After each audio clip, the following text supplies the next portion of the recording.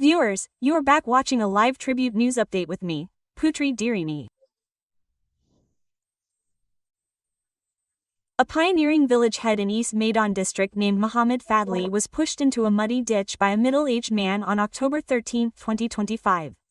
The assessment action began with the cleaning of speed bumps that residents often complained about.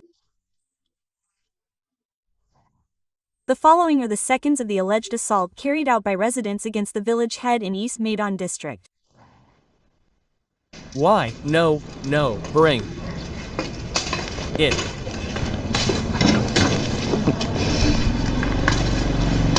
Up. Comma.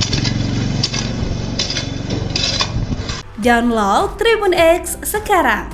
Menghadirkan lokal menjadi Indonesia.